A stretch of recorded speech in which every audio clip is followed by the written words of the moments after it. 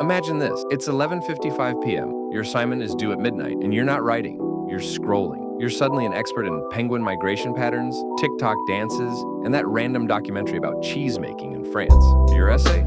Still untouched. Here's the scary part. Procrastination isn't laziness. It's your brain actively sabotaging. Promise.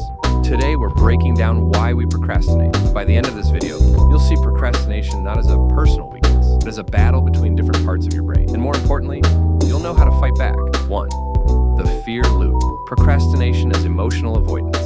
Here's the truth. Procrastination isn't about time management. It's about emotion management. When a task feels overwhelming, your brain screams, danger. It doesn't matter if it's a work project, a college essay, or even sending that awkward email. Your amygdala, the fear center, activates. Instead of facing discomfort, your brain says, let's feel good right now. So you swap the hard task for instant dopamine, YouTube, TikTok, or snacks.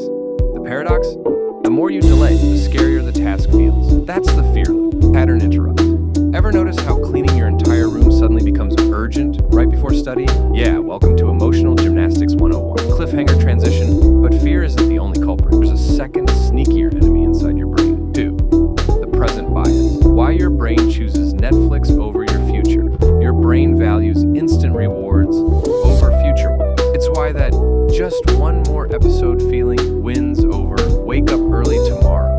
Neurologically, the limbic system, pleasure center, overpowers your prefrontal cortex, logic center. Translation, your brain's basically letting a toddler drive a Ferrari. Humor interrupt. And yes, that toddler just decided to take a detour through the candy aisle. Transition with cliffhanger. But here's the shocking twist. Procrastination, sometimes it's about pain, isn't always about pleasure. 3. The perfectionism trap, when high standards paralyze you. 4:30 to 6. Many procrastinators are actually perfectionists. Sounds ironic, right? But here's why. If you secretly believe my work must be flawless, then starting feels terrifying. What if it's not good enough? What if people judge me? So instead of risking failure, you don't start at all. It feels safer to say, I didn't have time, then I wasn't good enough. Emotional trick, fear of failure. This is dangerous because you don't just lose time, you lose opportunities. Your dreams get trapped in drafts and to-do lists that never see daylight. Cliffhanger. But if perfectionism stops us from starting, why do we sometimes delay even the tasks we know we can finish? 4. The energy myth. Here's a brutal truth. Procrastinators wait for motivation to strike, but motivation doesn't come first. Action does. Think of your brain like a rusty engine. It doesn't start by itself. You crank it, it sputters, and then it starts running smoothly. That's called the Zeigarnik effect. Once you begin, your brain hates leaving things unfinished.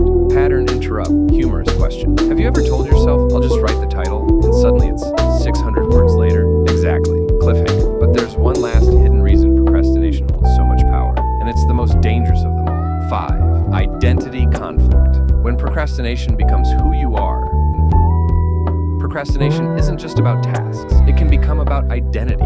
If you've delayed long enough, you start saying, I'm just a procrastinator. And once it becomes part of your self-image, breaking free feels impossible. But here's the twist. That identity is an illusion. Your brain created it as a survival mechanism, not a truth. Emotional trigger, urgency, and hope greater than, if you don't rewrite that identity now, procrastination won't just steal hours, it will steal years. But the good news, with awareness, you can rewire that story. Cliffhanger leading to resolution. So, how do we break free from all this? Here's the secret. Procrastination isn't a sign of weakness. It's a signal. It tells you something about your fears, your priorities, and your self-image. And that's powerful, because once you understand the why, you can change the how. Break tasks into smaller steps. Start messy instead of perfect. Replace I'll do it later with I'll do it for 5 minutes.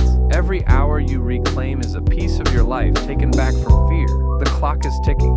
But this time, it's ticking